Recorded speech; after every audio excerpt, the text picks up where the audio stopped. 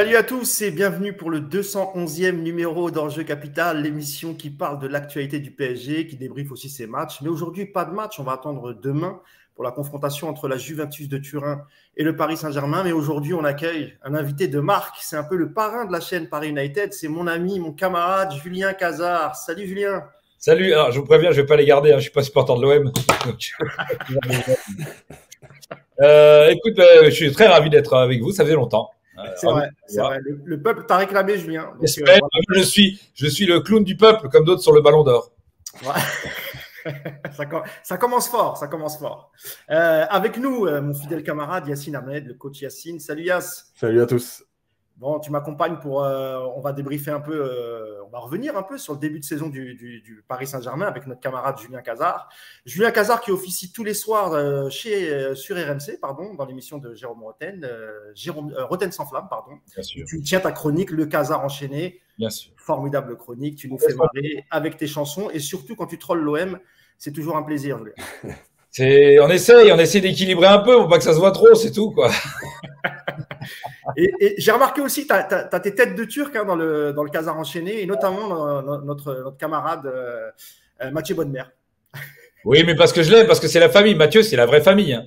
Mathieu, il a le club là. Hein. C'est la famille. Donc, comme c'est la famille, on taquine, c'est le cousin qu'on taquine, quoi. Voilà, entre lui et Emmanuel Petit et comment il s'appelle le petit bonhomme de l'OM, Valbuena. Valbuena. Il est servi. Papa, depuis qu'il est plus marseillais, on l'aime, hein. Tous ceux qui sont des repentis, tu sais, nous on est des cools. Ceux qui sont repentis de ce truc qu'on appelle l'Olympique de Marseille, on les aime bien. En fait. Ouais, tu crois qu'il en est sorti, c'est bon? Ah oui. Ouais. Oui, je pense que son petit bonhomme pendu pendant Marseille-Lyon, je pense qu'il s'en souviendra. D'ailleurs, ce soir, tu devrais normalement te régaler. On devrait normalement bien se marrer, on espère en tout cas. Tottenham. Moi, je me dis que dans tous les cas, on va rire. Parce que si jamais ça perd, on va rire. On va glousser. Là où eux feraient la fête, sortiraient dans les rues, nous, on va juste glousser. On va glousser. Oui. Après, si jamais ils gagnent, on va aussi se marrer parce que ça va être autobus impérial, tout ça poil avec une plume dans le cul sur la cannebière. Comme ça. Donc, dans les deux cas, on va rire. Dans les deux cas, on va se marrer. C'est vrai, Julien, qu'ils ont le sens de la mesure à Marseille.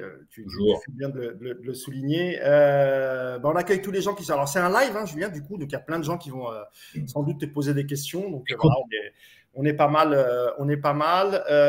N'hésitez pas à poser vos questions. J'essaierai de les relayer si vous avez des questions pour le camarade Julien. Il y a Anne Dim qui nous dit ça va bâcher sévère. Oui, c'est vrai. Père Fouettard qui nous dit Radio Bière Foot. Ouais, non, c'est pas trop le concept, mais pourquoi pas. J'adore la bière et j'adore le foot, donc j'ai aucun problème avec ça. Vive la Belgique. Pour avoir passé un week-end avec toi en Belgique, je peux confirmer que tu aimes la fête, la bière et le foot.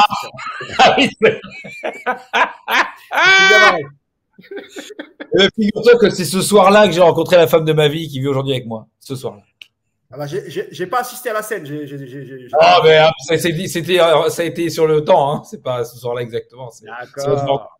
J'ai rencontré, donc elle était aussi alcoolisée que moi. Il y a que toi qui buvais pas d'alcool, relou quoi. C'est vrai. Tu m'as dit d'ailleurs rentre dormir si tu bois pas. Je me suis exécuté. Ouais, tu gâches l'ambiance.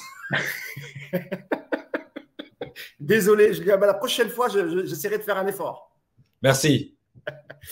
Julien, on va revenir avec toi sur un peu le parcours du PSG depuis le début de saison. Il y a eu la nomination de Christophe Galtier, la prolongation d'Mbappé, tout un tas de polémiques qui ont suivi aussi mois de septembre, octobre, jusqu'à maintenant, avec Mediapart, l'affaire Amraoui, etc. Tout d'abord, Julien, sur le mercato, moi j'avais une question à te poser, parce que je t'ai souvent eu en interview, mais je ne t'ai jamais posé la question. Le supporter du PSG que tu es, le grand fan du Paris Saint-Germain que tu es, comment tu vis, toi, les périodes de mercato, et notamment les mercato estivales? Ah, mais comme tous les cons, c'est-à-dire que je réactualise toutes les pages de mercato toutes les 5 minutes au cas où il y a un truc qui va apparaître de génial, tu vois. Mais non. Et non, moi je suis à fond les ballons. Je suis vraiment là, je ne déroge pas à la règle. Hein. Je suis pas là à me dire non, pendant toute cette période mercantile, je ne veux pas. Non. Je suis à fond dedans. Je suis à donf. Du coup, toi, Julien, tu n'as pas de compte Twitter, et c'est vrai que c'est souvent sur Twitter que les infos sortent, soit via les médias, soit via des comptes indépendant. Mais toi, tu suis ça comment? Tu as des applications, Voilà. c'est les journaux, tu regardes l'équipe 21, tu écoutes RMC. Qu'est-ce que tu nous fais, Julien? Ouais, écoute, pendant les vacances, j'essaie de ne pas trop écouter RMC parce que sinon, après, tu vois, j'ai déjà un cerveau malade, que je l'entretiens cette maladie en y étant. Non, non, mais surtout, mais j'ai la chance d'avoir un petit groupe WhatsApp de névropathes cycliques du Paris Saint-Germain qui m'envoie les infos en temps réel. Oui. C'est quoi? C'est Loïc Tanzi? C'est Mohamed Bouafsi? C'est qui? Tu crois que Momo, espèce de Marseillais compulsif, il va être dans mon groupe à moi, mais ces gens, je leur parle pas en dehors du travail. C'est hors de question. Donc c'est les Parisiens là qui saignent. D'accord. Donc voilà, on apprend que Julien est voilà, comme tout le monde en été, il suit à fond le mercato. Comme un deb. Il croit à toutes les rumeurs. À tout. Ah, je suis peut-être un petit peu méfiant de temps en temps, quand même. D'abord sur la nomination de Galtier, Julien, toi qui es un Parisien, voilà, tu es né à Paris, tu as vécu à Paris, tu vas au parc depuis que tu es tout petit. Galtier, le Marseillais, toi, t'en as pensé quoi? Est-ce que tu t'es dit c'est une blague? Parce que tout le monde avait annoncé Zinedine Zidane à l'époque. Comment tu as vécu, toi, ça, Julien? Ah ben moi, j'ai cru que c'était une vanne, vraiment, longtemps. Je pense comme tout le monde, j'ai vraiment aussi non mais vous déconnez. Je me suis dit bon là ils vont loin quoi dans le foutage de gueule. Et puis après quand j'ai vu qu'il y avait Campos dans le game, j'ai commencé à y croire. Et même si j'étais pas très vraiment favorable à l'idée de sa venue, parce que quand même il sent la sardine quand même, on va pas se mentir. Hein. La sardine à fond quoi. C'est un vrai quoi. Quand il mâche son chewing gum, c'est pas le Rotary Club. On sent que tu bien de la caviar, bon. Et ça, c'est son souci, le machin. C'est pas élégant chez lui. Mais moi, le truc qui m'a rassuré, c'est Campos. Et en fait, je me suis posé la question, est-ce que dans ce club, c'est l'entraîneur qui va faire la différence ou le mec qui est au-dessus de lui? Et je me suis dit, moi, entreprendre un super entraîneur avec un CV long comme le bras, comme on en a déjà eu, mais pas de directeur sportif qui est capable de gérer l'effectif, ou un mec qui va être un homme de main, ce que je pense être Galtier, sachant que Galtier, il venait, d'après ce que j'ai tout de suite compris, il venait avec le staff de Lille, pas avec le staff de Nice. C'est-à-dire avec les vrais mecs qui faisaient tout le travail, qui faisait que lui, il avait plus qu'à un petit peu à assembler tout ça, quoi. Il avait un vrai staff de dingue avec un vrai truc de voilà. Donc moi, je me suis dit peut-être que ça peut le faire s'il a juste parce que de toute façon, t'auras pas plus d'autorité sur Neymar que ce soit Galtier, Pochettino, Thomas Tuchel. Neymar, Mbappé, Messi s'en foutent de ces mecs-là. Je veux dire, à la limite, on a un peu fantasmé sur Zidane, qui aurait pu faire ça. Mais bon, au final, t'en es pas sûr. Donc, l'un dans l'autre, tu te dis, moi, ce qui m'a rassuré, c'est Campos, à partir du moment où on était sûr qu'il gérait vraiment le business, quoi. Et sur le mercato, on va venir après à la prolongation de Mbappé, mais avant d'évoquer la prolongation de Kylian Mbappé, sur le mercato estival, tu l'as trouvé comment? Parce que on nous avait promis la fin du bling-bling, et c'est vrai que les joueurs qui ont été recrutés, c'est des bons joueurs, hein, des très bons joueurs en Europe. Je pense à Ruiz, Fabien Ruiz, Carlos Soler, le petit Vitinha, etc. Toi, t'en as pensé quoi de ce recrutement, Julien? T'as été inquiet tout de suite ou tu t'es dit Est-ce que je peux déjà faire un préambule, revenir sur le mot bling-bling? Oui, vas-y. Pour moi, bling-bling, c'est quand tu prends un mec, Sergio Ramos, pour moi, c'est bling-bling. Parce qu'il est cramé. Ok? Mais quand tu prends Neymar et Mbappé, mais on n'a jamais dit, quand le Real Madrid ou le Barça prenaient les meilleurs joueurs du monde, quand les mecs ils prennent Ronaldinho, le Barça, on dit pas que c'est bling-bling. Ils prennent le meilleur joueur du monde à 23 ans. Toi, tu prends le meilleur joueur du monde à 25 ans, ce qui était Neymar à l'époque. Tu prends le meilleur joueur en devenir du monde avec Mbappé, c'est pas bling-bling. C'est juste que tu es obligé de payer cher parce que ton économie fait que. Mais bling-bling, pour moi, c'est le mec... par exemple, quand Messi, malgré tout, malgré le fait qu'il en forme et tout, quand il vient, c'est plus bling-bling déjà. Mais finalement, des bling-bling, il y en a eu quoi? Il y a eu Messi et un peu Ramos, mais on n'a pas une vraie politique de bling-bling. Moi, c'est à un moment donné, je voudrais revenir sur tous les mecs qui chouinent. Hein, j'en profite, je vais régler un compte. Tous les mecs qui chouinent, comme le Real, le Barça, comme quoi, à cause de nous, eh ben eux, ils souffrent parce que il fait concurrence déloyale. Alors moi, je te prends le 11. Donnarumma, tout le monde se l'arrachait pas. Ils ont les meilleurs gardiens. Ils peuvent avoir Neuer, Ter Stegen, ils ont Courtois. Donc ils en ont rien à foutre de Donnarumma. Puis on avait perdu Maignan. Bon. Nuno Mendes, il était demandé par qui? Personne. Hakimi, bon, c'était un bon joueur de l'Inter, mais le Real l'avait pas gardé. Derrière, Marquinhos, Kimpembe, j'ai pas l'impression que tout le monde se les arrache. Verratti, on nous explique qu'il est limité. Vitinha, il sort de nulle part. Neymar, il paraît qu'il est mort pour le foot. Messi, il devait être en... T'as entendu un club qui disait, nous, on veut Messi, à part le Barça pour des raisons de maillot. Sinon, tout le monde pensait qu'il devait être à la retraite, Messi. À part Mbappé, t'as pas un seul mec qu'on nous enviait. Et malgré ça, on dérègle le... Et moi, je te dirais, oui, si on prenait Mohamed Salah à Liverpool, si on prenait Kevin De Bruyne à City, si on prenait tous les mecs qui sont les meilleurs à leur poste dans les gros clubs, je te dirais oui. Mais depuis Neymar, on a pris que des mecs que personne ne veut. Personne ne voulait ces mecs-là. Donc, ça fait 5 ans qu'on recrute des mecs que personne ne s'arrache. Le seul mec qu'on voulait, c'est Lewandowski. Il est parti au Barça. Et les mecs, ils pleurent. C'est-à-dire que Juan Branco, là, l'algorithme de la gauche des milliardaires, le mec qui vient nous expliquer que c'est triste ce que fait le PSG, le Barça va porter plainte. Le Barça, ils ont acheté Lewandowski, on a pris Ekitike. Non mais... Donc déjà, ça, c'est fait, déjà.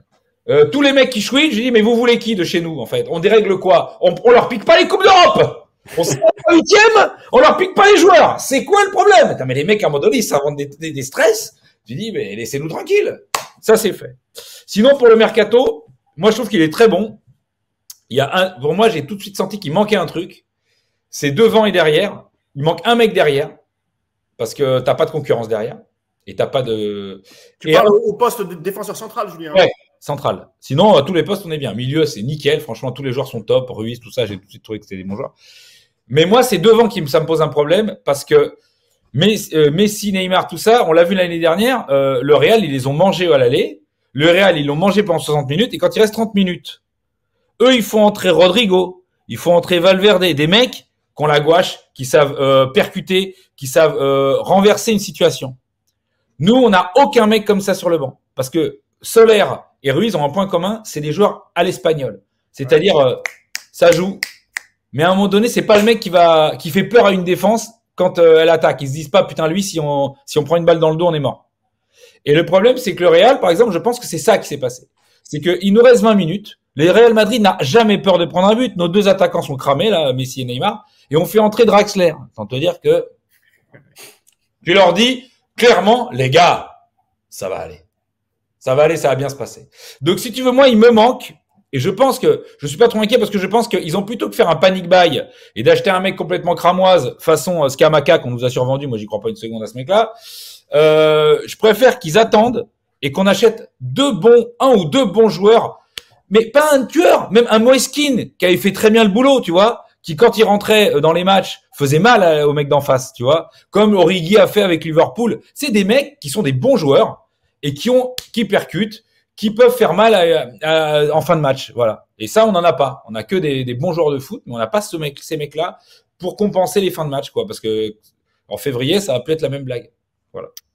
Yacine, est-ce que tu es d'accord avec Julien là-dessus sur le fait, le défenseur central, c'est vrai qu'on en avait déjà parlé, mais sur l'attaquant et sur la profondeur de banc sur ce que disait Julien. J'arrive, je vais ouvrir au chat. Mais en fait, bah oui, on en a parlé souvent. En plus, on l'a dit, c'est les joueurs qui rentrent. En fait, ils ont besoin du collectif. C'est pas des joueurs qui vont à un moment donné sortir du cadre et te faire exploser un système ou quoi. C'est des mecs qui ont besoin d'automatisme, de repères, de jouer avec les autres. Donc voilà, dans une continuité de match, ça peut tenir, mais si c'est le moment où il faut faire basculer, en fait, c'est pas le profil de joueurs qui font basculer un match, ça c'est vrai. Et je pense que, voilà, aujourd'hui, je pense que Campos cherchait ça. Après sur l'histoire du défenseur, oui, on l'a dit. Le problème, c'est que ton meilleur défenseur depuis le début de saison, c'est Danilo, quoi. Ouais, c'est ça. Mais après, moi, je pense qu'ils ont tenté le coup de se dire, avec ça, on peut faire la première partie de saison. C'est-à-dire, ce qui est le cas pour l'instant, hein. Sauf si on se ramasse et qu'on finit deuxième, malgré tout, le pari est réussi. C'est-à-dire, ils se disent, là, avec cet effectif-là, on passe les poules et on est bien en championnat. En se disant, il y a un deuxième championnat qui démarre et on fera un vrai mercato dans cette deuxième partie de championnat. Pour moi, c'est un peu un coup de poker qu'ils font, plutôt que d'acheter un mec moisi, ce qu'on a déjà vu, tu vois. Moi, je préfère à la limite qu'ils attendent et qu'ils achètent un autre mec plus tard. Parce que les panic buy de dernier jour du mercato. Ça, c'est bon, quoi. Il y a mon chat qui. Viens par là, toi. Arrête. Bonhomme. Bah, qui ça? Oui, c'est mon petit chat d'Antoine. Voilà, il a un peu moins. Léon ah, il est pas là. C'est pas moi chier. Il y a pas mal de commentaires sur ce que tu disais, sur ce que tu dis déjà, Julien. On a Wepo 94, il manque le super sub. Moïskine, avant les ballons peut-être, mais maintenant non merci. Donc, ça, non, mais je parlais du profil, de ce qu'il a apporté. Moi, faut se souvenir quand même que le meilleur match d'Mbappé en Ligue des Champions, c'est le Barça PSG aller. Ouais. Il met un triplé et il joue avec qui en attaque? Keane et Icardi. C'est-à-dire, il a un mec qui fait la fixation devant et un mec qui aussi prend la profondeur et qui met le bordel, qui fait que lui, il profite. Il est souvent un peu seul ou en one-to-one parce que les mecs, ça va dans tous les sens. Quand c'est le seul mec qui percute, c'est plus facile de défendre sur lui et ça fait un peu entonnoir, quoi. Et sinon, sur le reste du mercato, est-ce que toi, tu tires un joueur du lot, je sais pas, par exemple, le petit Vitinha qui arrive, est-ce qu'il a, selon toi, il fait du bien à ses milieux de terrain? Non, mais c'est incroyable, en fait. T'as l'impression que c'est le mec qui manquait. T'as l'impression que Verratti lui manquait le mec. Et t'as l'impression que même en deuxième effet qui se coule, t'as Ruiz qui a l'impression qu'il était le mec qui manquait aux deux autres. Bah, franchement, moi, quand je les vois tous les trois, évidemment, ça demande une confirmation. Mais pour moi, on n'a pas eu un milieu où tu te dis autant c'est évident depuis Mota, Verratti, Matuidi, même si je pense que, par exemple, Paredes aurait pu faire ce job et qu'il est parti pour des raisons politiques, Paredes.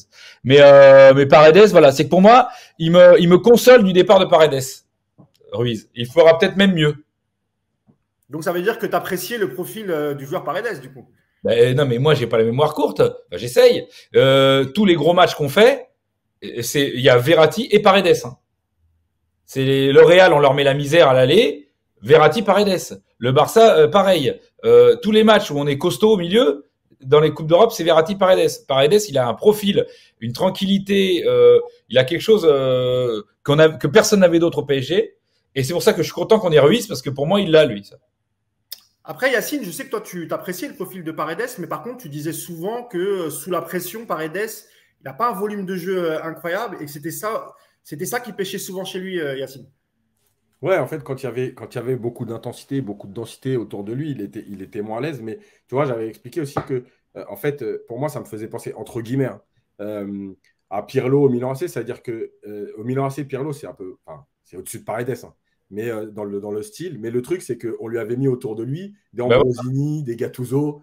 Et en fait, pour le protéger, et c'est toujours ça. C'est-à-dire que si tu mets Paredes pour organiser ton jeu et être le maître et pas le protéger, bah en fait, à un moment donné, il a des limites.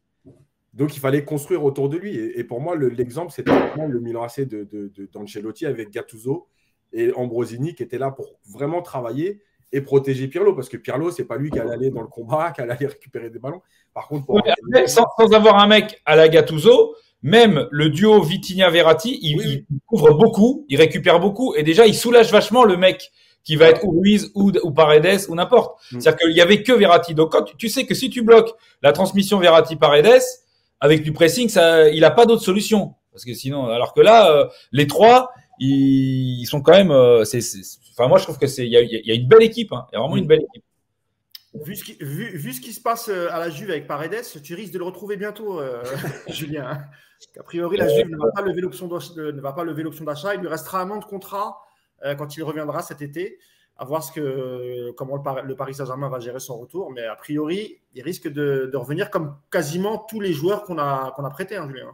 Après, il y en a, plus ça va et moins ils auront de contrat. Donc, on joue, tu vois, on essaye de faire jouer le temps au maximum. Tu vois, par exemple, quand on envoie un mec dont on paye 80% du salaire en Turquie ou ailleurs, on se dit, bah, on paye 80%, oui, mais on paye 80% du salaire, mais les impôts, là où il va, sont moins forts, les taxes sont moins fortes, tu fais quand même des économies. Plutôt que d'avoir un poids mort dans ton effectif, au moins, de toute façon, c'est foutu. Tu l'as fait, la connerie. Il faut colmater, tu vois.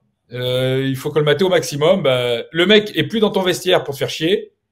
Et en même temps, il te coûte un peu moins cher. Donc, bien sûr, de l'extérieur, tu dis, ah, bah, il joue pour les autres et tout. Ouais, mais moi, je préfère que Draxler, il soit à Benfica que chez moi. De toute façon, c'est ce qu'avait demandé aussi Christophe Galtier dans une de ses premières conférences de presse. Il voulait travailler avec un groupe restreint et puis il voulait surtout pas, se coltiner tous les joueurs dont il savait qu'ils n'auraient quasiment aucun temps de jeu. Donc, comme tu le dis, au moins, bah, après, c'était un peu aussi dans l'urgence, Julien. On savait que c'est des joueurs qui seraient difficiles à vendre. Le prêt, c'était la meilleure option. Ouais. Mais effectivement, une grosse partie du salaire est pris en charge par le Paris Saint-Germain. On l'a tous fait. À un moment donné, quand une ex, elle te saoule trop, tu lui payes son loyer pour aller dans un autre appart. Mais au moins, voilà, quoi. On l'a tous fait, je sais pas. Moi, Bien sûr que non, moi non plus. Non, mais, alors, moi, j'ai une question à vous poser. Moi, il y a un truc qui m'étonne cette année par rapport aux autres années. C'est que dans le secteur offensif, au sens large, on n'a aucun mec du club. C'est-à-dire qu'on a des défenseurs, on a des milieux de terrain, mais on avait toujours au moins un ou deux mecs, milieu offensif, un Nkunku, même un, j'ai pas encore un Baebek, ce que tu as, un Augustin, ou même l'année dernière, un Kalimundo. T'avais toujours un mec dans le secteur offensif qui était un jeune. Là, t'as zéro mec. Et ça, je trouve ça étonnant. C'est-à-dire que soit on a une génération zéro, là, qui arrive, soit, parce que, vu le nombre d'attaquants, parce que dans les jeunes, t'as des profils à la Kalimundo, sûrement, ou au moins milieu offensif un peu différent, avec un profil différent. Parce qu'on en a beaucoup en région parisienne de ce profil-là, et tu te dis comment ça se fait qu'on n'en ait aucun dans l'effectif. Je sais pas si vous avez une réponse à ça. Je pense que c'est une bonne question pour Yacine, qui est coach, qui a bossé dans pas mal de clubs, surtout avec les jeunes. Yacine, si tu as la réponse pour Julien. Mais en fait, le truc, c'est que les jeunes aujourd'hui, alors, soit ils jouent avec les U19, soit ils s'en vont dans ce secteur-là, parce que comme les autres vampirisent tout le temps de jeu, ils savent que c'est pratiquement impossible de jouer. Comme Kalimundo. Kalimundo, c'est l'exemple parfait. C'est-à-dire qu'il aurait pu être dans la rotation quand on voit Ekitike ou quoi. Mais il s'est dit, de toute façon, je vais jouer quoi? Je vais jouer 2 matchs et demi sur les 20 premiers matchs. Donc, je préfère aller à Rennes. Et c'est le… Ouais, mais sauf que, je suis d'accord, je me permets de t'interrompre, mais, ouais. Non, mais Kalimundo, s'il est à Rennes, c'est parce qu'il a été vu en équipe première du PSG. Si Nkunku, il est allé à Leipzig, c'est parce qu'il a été vu. Tanguy Kouassi, il a été vu. C'est-à-dire que moi, je ne comprends pas qu'on dise pas à ces mecs, regarde, tu sais, t'auras zéro statut quand tu vas partir si tu n'es pas passé par l'équipe première du PSG. Tu vas végéter et finir comme tous les Caligari et tout qu'on a vu. Bon, mais si tu passes par l'équipe première, t'as tout de suite un tremplin et t'es plus qu'au plus respecté, ton salaire. Donc c'est ça qui m'étonne, c'est-à-dire qu'à aucun moment on n'a pas réussi à convaincre un mec ou à trouver un mec à qui on dit regarde, même si tu fais 4 bouts de match dans l'année, tu vas tout de suite être récupéré ailleurs. C'est vrai, mais d'ailleurs on le voit avec Simons qui est parti à Eindhoven et qui d'ailleurs. Mais en fait les jeunes aujourd'hui, il y a aussi le mauvais message entre guillemets, c'est-à-dire que eux ils sont aussi très, très impatients aujourd'hui. Ouais, ils veulent du temps de jeu. Et quand je dis du temps de jeu, ce n'est pas 4 fois 20 minutes. C'est vraiment, ils veulent des titularisations. Voilà, ils sont impatients. Comme l'histoire de Kouassi. Kouassi, il avait quand même fait 13 matchs. Alors, il y a un contexte, il y a plein de choses et tout. Mais en fait, ces jeunes-là, parce que ça ne fait pas longtemps que le PSG n'a plus personne. Et c'est aussi le message qu'a envoyé Pochettino pendant 18 mois. Et d'ailleurs, ça rejoint ce qu'on disait sur le groupe, en fait. Pochettino, à sa décharge, il a eu 30 joueurs. Et quand tu as des Draxler et tout, c'est compliqué à un moment donné de dire à un jeune, tu vas jouer à la place de Draxler, qui est international allemand, tu vas jouer à la place de lui. Les jeunes, ils ont aussi été pris là-dedans. Ça veut dire que c'est un pantin, et on s'en est rendu compte. C'est-à-dire que, quelle que soit son sens tactique, tu es un pantin. Mais quand tu n'es pas capable de dire à Draxler qui sert à rien, qu'on va lui mettre un jeune devant lui, alors qu'il sert à rien. C'est pas Neymar ou Messi qui a un statut. Il sert à rien, Draxler. Le mec, ça fait 3 ans qu'il sert à rien, t'es pas capable. Putain, alors il nous manque pas, lui, Pochettino. Il n'est pas capable de faire passer, tu vois, au moins, Galtier, avec tout le défaut qu'il a, il a dit, lui, ça dégage. Allez, merci. J'en veux pas. Tu vois, il a pas dit, c'est quand même un champion du monde. C'est clair. Charbonnier, les champions du monde, on peut le prendre comme gardien.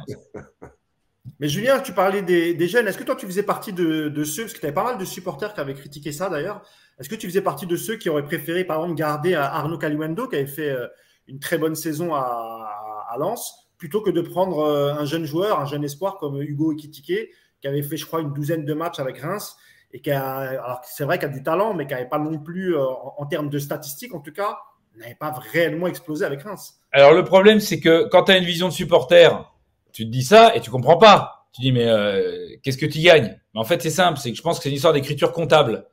C'est-à-dire que c'est comme l'histoire du déficit des 300 millions. C'est-à-dire que dans l'écriture comptable de l'année, il fallait vendre. Tu sais, les écritures comptables, c'est par année.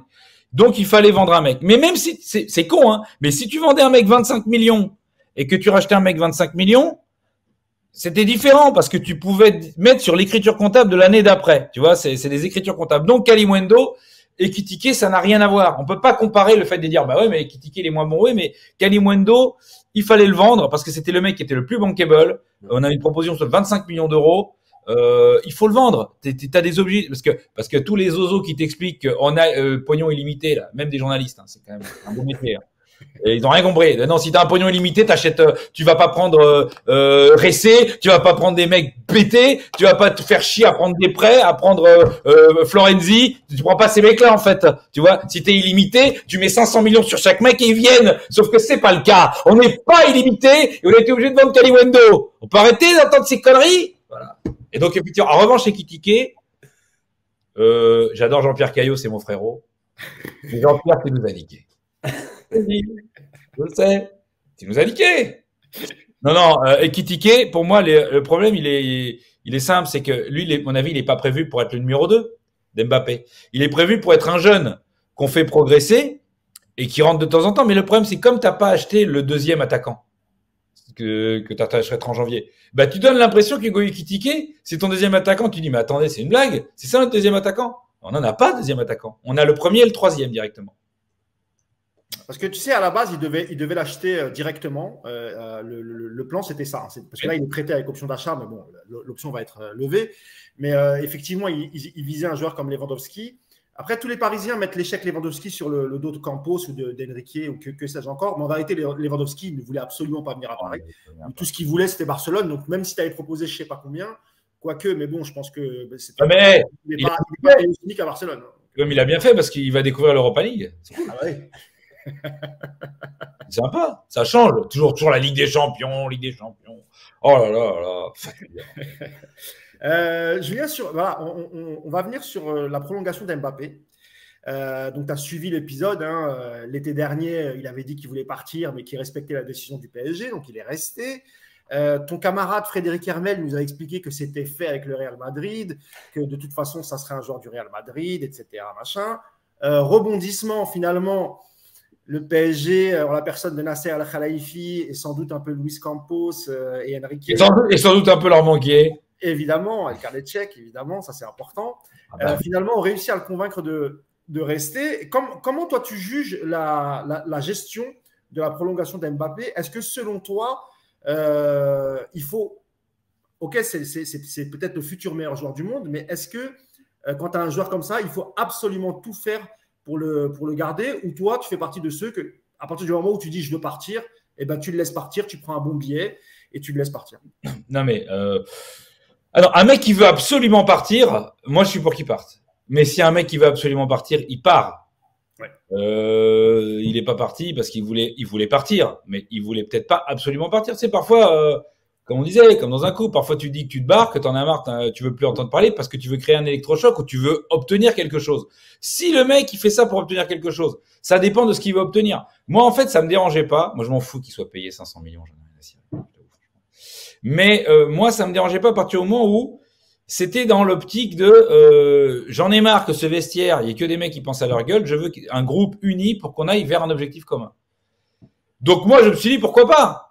Si on le retient en lui disant, écoute, moi, si on se disait, le fait qu'il y ait Mbappé, ça oblige tous les autres à se mettre au… Je lui dis, pourquoi pas? Moi, là où j'en suis un peu revenu, c'est que moi, je le trouve beaucoup plus perso que ce que j'imaginais. Voilà. Je pense que lui est sincère. Et le problème, c'est comme quand tu es le meilleur dans ton domaine ou que tu es une star, tu n'es entouré que de gens qui disent que tu as raison. C'est le problème dans tous les domaines. Et je dis pas ça pour Cyril Hanouna. Mais un gros teubé, voilà ça veut dire. Et donc en gros, je pense qu'il est entouré de gens qui lui disent qu'il a raison tout le temps. Donc lui, je pense de bonne foi, il pense que tout ça est dans l'intérêt de tout le monde.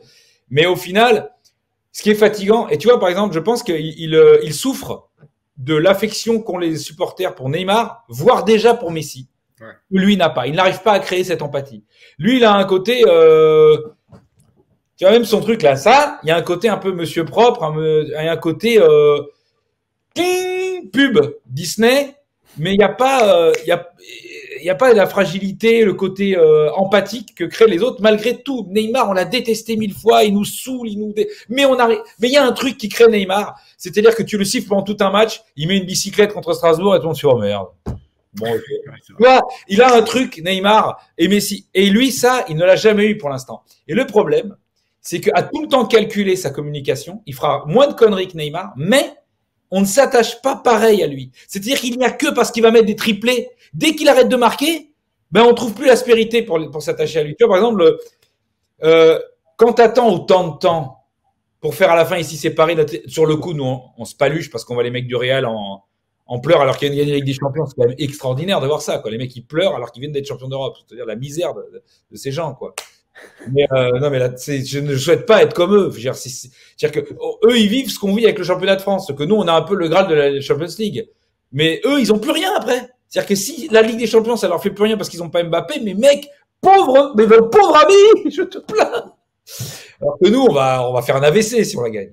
Et donc bref, je veux dire, je pense que il tire le truc à chaque fois. Il tire et je reste et je reste pas et je reste et je reste pas. Donc tu crées de l'aigreur chez les gens et quand tu restes, finalement, les gens sont contents, mais tu uses. Et là, pareil, il arrive, il fait la gueule, il use. Il fait comprendre qu'il veut plus de Neymar. Après, il dit que c'est pas vrai. Quand il dit qu'il est pour rien, moi, je suis à RMC. Mais sa mère, elle envoie des messages, elle appelle les mecs tout le temps à RMC et à l'équipe. C'est elle qui mène tout le monde en bateau. Elle est là, elle manipule tout le monde. Elle dit toi tu dis ça, toi tu dis pas ça, toi tu dis ça. Et les mecs comme ils veulent des infos, bah ils font pas que, mais ils font en partie ce qu'elle dit. Donc mais ils relatent quand même ce qu'elle dit parce que c'est le job, tu vois. Et lui après il dit moi j'ai rien à voir là-dedans. Ah bon là que tu parles pas à ta mère, bah mec, il faut aller voir un psy. Hein. Non mais donc voilà tout ça c'est usant je trouve et c'est dommage. Ce que tu dis sur la maman d'Mbappé, le fait qu'elle contacte les journalistes, c'est vrai qu'on avait eu l'info avec Yacine, la fameuse, je crois que c'était Daniel Riolo qui en avait parlé la veille, un lundi soir. Oui, elle appelle lui, elle appelle d'autres.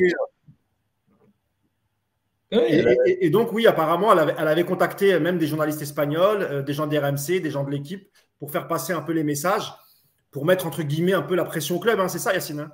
Ouais, c'est ça. En fait, elle envoie les messages quand, voilà, au moment un peu calcul. De toute façon, tout est calculé. Moi, je l'ai dit 1000 fois ici. Tout est. En fait, c'est Mbappé, c'est la version ultime du footballeur dont on a tout calculé. Et ce que dit Julien, c'est hyper intéressant parce que la dernière fois, quand j'avais parlé de ça, il y a des gens qui m'avaient repris en me disant ouais, un mec qui marque 200 buts, il reste dans l'histoire, il reste dans les livres d'histoire. Mais en fait, humainement, tu vois, moi je le dis souvent, et pourtant, par rapport à tout ce que je dis en tant qu'éducateur, c'est compliqué. Mais Maradona, tu vois, c'est l'humain ultime, c'est-à-dire que le mec, il a des défauts, il fait des conneries, mais c'est un joueur exceptionnel. Et en fait, tu as envie des fois de le protéger parce qu'il est fragile, parce que machin. Le mec, il ne te renvoie rien à un moment donné, ok, comme l'a dit Julien, ok, super, quand tu marques, bah, super, on est tous contents. Mais une fois que tu ne marques plus, et l'année prochaine, il part, et ben, on l'aura tous oublié parce qu'il sera resté dans les livres, parce qu'il aura marqué 200 buts, mais il n'y aura rien de plus. Voilà. Et on peut parler de plein, tu vois. Moi, il y a ce côté humain, ce côté palisse. Mbappé, c'est la version. C'est le problème. Et c'est la différence avec Neymar qui a eu Je pense que lui, au fond de lui, Mbappé, il doit trouver que c'est injuste. Il doit se dire, moi, je suis irréprochable à l'entraînement, je fais jamais de conneries. Et on m'aime pas autant. Et parce qu'en fait, tu sais, c'est comme les rapports amoureux. C'est pas parce que tu vas faire tout parfait que la meuf, elle va plus t'aimer. Ou que tu vas trouver injuste qu'elle en aime un autre. Et inversement pour un mec. C'est que, il y a quelque chose d'irrationnel que lui ne comprend pas. Il veut que tout soit rationnel.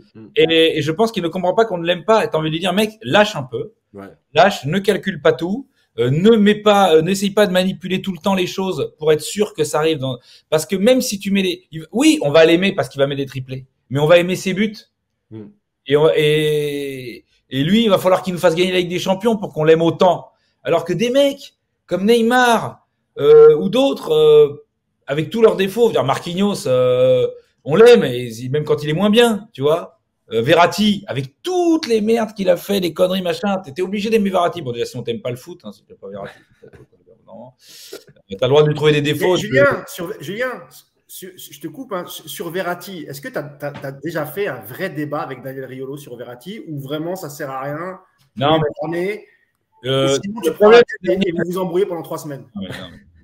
Non, mais maintenant j'en rigole, je me moque de lui. Tu sais, quand tu ne veux pas, à un moment donné, tu peux pas forcer quelqu'un qui ne veut pas. C'est-à-dire que demain, quand le mec, c'est un des meilleurs joueurs de son équipe, on te dira c'est pas le numéro 1, donc il sert à rien, mais qui est championne d'Europe avec l'Italie, qui est le meilleur joueur de la finale, qui est impliqué sur le but, qui à lui tout seul joue plus de ballons que les 3 milieux d'en face. C'est-à-dire que les stats sont dingues. Le mec, tous les entraîneurs qui l'ont le mettent titulaire, tous. Il n'y a pas un mec qui l'a mis sur le banc. Mais malgré ça, on va t'expliquer que c'est pas lui qui compte dans l'équipe. que c'est un problème. Donc, le problème, c'est que tu me parles de Daniel, mais Daniel, moi, c'est mon pote, mais Daniel, il a des combats qui sont des combats personnels. C'est-à-dire qu'à un moment donné, je pense qu'en tant que supporter du PSG, je crois qu'à la limite, il préférait que le PSG perde en finale plutôt que ce soit Neymar et Verratti qui soient les hommes du match. Non, c'est ça. Ben oui, parce que comme c'est un mec radical dans ses opinions et qu'il s'est engagé à dire que c'était des pipes ou des mecs qui servent à rien ou nuisibles, bah t'es obligé à un moment donné. Je le comprends. T'as pas envie que les mecs te donnent tort parce que comme c'est un mec très tranché, c'est ça le problème. Quand t'es tranché, t'as pas dans la nuance, bah forcément, t'as toujours peur que la réalité te contredise. Voilà. Parce que quand t'as bon, bah, t'as tellement déglingué le mec que t'es un génie. Mais quand t'as pas bon, t'as l'air d'un con, tu vois. Comme quand tu balances une info, quand tu dis je suis sûr que Messi vient, il vient, t'es un génie. Quand tu dis je suis sûr que Zidane vient, il vient pas, t'as l'air d'un con. Bon, bah, non mais c'est le jeu, tu vois. C'est comme à la roulette, si tu mises 15 000, bah c'est pas comme si tu mises 15 euros. Voilà, tu peux gagner beaucoup, mais tu peux prendre une grosse claque. Donc voilà, donc je pense que Verratti, ça fait partie de ce truc-là, c'est qu'il a plus envie de voir. Il a plus envie de voir et ça le fait chier. Ça doit être un vrai duel pour lui, parce qu'il est italien d'origine. Ouais, moi, je pense qu'il s'est enfermé un peu là-dedans et qu'il ne peut plus en sortir, en fait. Et Et- il oublie d'aller jusqu'à. On a tous des moi, par exemple, je voulais pas que Tourelle réussisse nulle part. Ni Thiago Silva. Ça m'a fait chier qu'il gagne Thiago Silva. Ça m'a fait chier, voilà, bah voilà. Ça m'a fait chier. Ce qui est drôle, Yacine, juste pour terminer sur Daniel, c'est parfois les comparaisons qu'il faisait avec Verratti. Je me rappelle dans la saison dernière, il disait en gros que Herrera, c'était mieux que Verratti. Je crois qu'il apparaît aussi d'un milieu de l'OM. Hein. Je ne sais plus si c'était Rongier. Rongier, hein, c'est ça. Moi, c'est ça qui est drôle, Yacine aussi. Ouais. Moi, j'en ai parlé à Rongier quand il est venu à J+1. Bon, il était un peu plus jeune, mais il était à Nantes. Ouais. Et sur la comparaison Verratti, lui-même, il te dit non, les gars. Il est un peu lucide, le mec, quand même. Non, mais c'est un très bon joueur, Rongier, franchement. Mais même lui, à un moment donné. Mais tous les mecs qui jouent contre Verratti, tu leur dis Verratti, il est pas terrible, ils vont te faire ah ouais, bah vas-y, toi. Vas-y, va essayer de prendre la balle. Va essayer de. Non, vas-y. Non, mais. Moi, je veux bien, hein. Moi, je te dis, le jour où il y a un entraîneur qui se dira bah non, lui, je vais prendre lui plutôt. Non, j'aime pas Verratti. Guardiola, c'est qui ce mec qui connaît rien au foot là, qui dit qu'il est amoureux de Verratti? Il connaît rien au foot. Le milieu de terrain, il sait pas ce que c'est. Guardiola, il maîtrise pas ce secteur de jeu. Il est amoureux de lui. Voilà, mais après c'est un sujet, c'est un débat sans en être un puisque c'est un truc de fixette. Voilà. Il y a des fixettes qui sont des vrais trucs où il a raison. Il y a des fixettes, on voit que c'est des fixettes, mais ça en devient drôle. Je pense que même lui au fond de lui, il en rigole. Et d'ailleurs, tu le reprends assez souvent dans le Casar enchaîné. Tu reprends des extraits de la veille. C'est vrai que ça a l'air de te faire marrer. Oui. Il y a Tuck Dubourg sur le live qui nous dit, et c'est vrai, on l'a oublié de le signaler, Rongier est un vrai fan de Verratti. Il l'avait dit à l'époque où il jouait à Nantes. Mais il est très admiratif de Verratti. Quand tu as ce poste, si tu n'es pas fan de Verratti, tu peux trouver que par moment, il y a des trucs dans son jeu qui sont des manques à un certain niveau, tu vois. Tu peux pas avoir trop de mecs comme lui au milieu parce que tu n'as jamais une frappe, tu n'as jamais, tu vois, à un moment donné, la projection n'est pas ultra rapide. Il faut des mecs complémentaires à lui. Mais si tu es milieu du terrain, enfin, tu vois, c'est comme si que tu sois pas, même si t'es pas supporter de l'OM, dans les années 2000, quand tu étais attaquant, tu pouvais dire putain, Drogba, c'est un tueur, quoi, tu vois. Tu peux admirer Drogba en tant que joueur. Tu peux me dire putain, ce mec, c'est un modèle parce qu'il était complet. Après, bon, bah là, il avait une tenue en serpillière. C'est pas sa faute. On embrasse quand même Daniel, que je connais bien aussi, c'est un ami. Donc Daniel, on t'embrasse malgré tes défauts, on t'aime bien malgré tout. Et attention, hein, si on gagne la Ligue des Champions, il ne faudra pas venir faire la fête avec nous. Il faudra rester humble. Nous, quand on perd, on se fait pourrir le cul. Hein. Nous, quand on défend. Donc, enfin, pas tous les mecs là qui nous pissent dessus, on va les tondre à la libération. Non, mais Julien, moi, je compte sur toi hein, dans ton Casar enchaîné, lorsqu'on gagnera la Ligue des Champions, là, de remémorer à tous ces gens-là ce qu'ils ont dit, ce qu'ils ont fait, etc. Je suis encore sur cette planète. Je ne dis pas que je vais mourir avant, je dis que si jamais on gagne, mais dans quel état je serai? Est-ce que je serai encore en état d'être à l'antenne? C'est ça. Parce que la finale, par exemple, cette année était à Istanbul. Bon. Tu vois, c'est comme moi je suis d'origine arménienne, c'est un bel endroit pour mourir, tu vois. La boucle est bouclée. Bon, j'espère qu'il n'y a pas de Turc sur le live. Ah, parce que tu crois qu'il y en a qui sont pas au courant? Merde. Ils n'ont pas lu les bouquins. Moi, je savais que tu avais des origines arméniennes. Je crois même avoir la définition de ton nom, qui n'est pas vraiment khazar, mais je ne dirai rien, Julien. Je garde le secret. Mais non, tu te trompes. Tu as dû lire ça sur Internet. Mais non. Mon nom, c'est khazar et il n'a pas été coupé.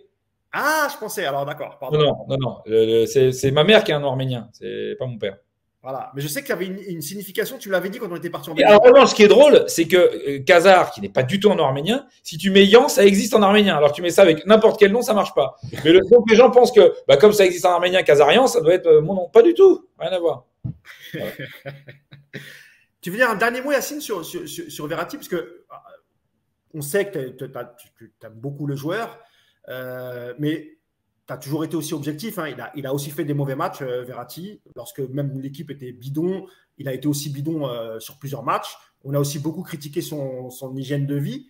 Et son hygiène de vie, là maintenant ça va mieux parce qu'il est casé, un peu comme Julien. Parce que Julien il sort beaucoup moins maintenant, il s'est calmé. Et Verratti c'est un peu préparé parce qu'il fréquentait les mêmes endroits. Hein. Je tairai les noms. Oui. Ouais, de la SPA, nos Belges. Ouais, ça peut être de la vodka dedans aussi. Hein. Je sais pas. Ouais. Mais c'est vrai, Yacine, ce que dit Julien, il a raison. Si c'était vraiment une pipe depuis toutes ces années, avec tous les entraîneurs qu'on a eus, il serait sorti du 11 à un moment ou à un autre. Mais en fait, c'est ça la référence. C'est-à-dire qu'il a vu tous les entraîneurs du PSG qui l'ont mis titulaire, sans discuter. En sélection, quand il est disponible, il est titulaire. Je rappelle quand même qu'à l'Euro, Mancini l'emmène alors qu'il sait qu'il va pratiquement pas jouer il est pratiquement sûr de ne pas jouer les 2 premiers matchs et même le 3e il y avait un doute et il l'emmène parce qu'il se dit en plus parce que Verratti il a un profil spécial parce qu'il n'a pas besoin par rapport à Neymar par exemple de 5-6 matchs pour revenir dedans. Dès le premier match Verratti il fait 60-65 minutes tout de suite à un très bon niveau donc tu peux l'emmener au 3e match il rentre et voilà et ensuite ce que dit Julien c'est vrai. Moi je connais quelques joueurs professionnels et franchement, il y a plein de joueurs avec qui vous parlez, vous dites ah tiens, qui c'est qui t'a marqué lui, machin. On m'a déjà parlé de Mota quand j'étais à l'ETG, on me disait Mota il est insupportable, mais quel joueur, machin. Mais celui qui revient tout le temps, vraiment chez les joueurs et qui fait l'unanimité, c'est Verratti. Les mecs te disent en fait, il est injouable. Tu peux pas le presser, tu peux pas lui prendre le ballon. C'est vraiment c'est l'unanimité parce que tu vois par exemple Neymar, on en a déjà parlé, mais on sait qu'il a des défauts, donc tu vas aller le titiller. Tu sais que tu peux des fois le faire sortir du match et tout. Mais Verratti, regardez bien. Verratti, même quand il parle pendant 3 minutes à l'arbitre, le ballon d'après, il vient, il sort d'un pressing entre 3 joueurs. D'ailleurs, il mérite. Mais voilà, c'est un mec qui fait l'unanimité vraiment chez les joueurs qui l'ont affronté. Ils te disent c'est exceptionnel. Julien, il y a pas mal de questions pour toi. J'en avais noté quelques-unes. Déjà, il y a une question qu'on t'avait posée en début de podcast. À quand le retour de Tougol?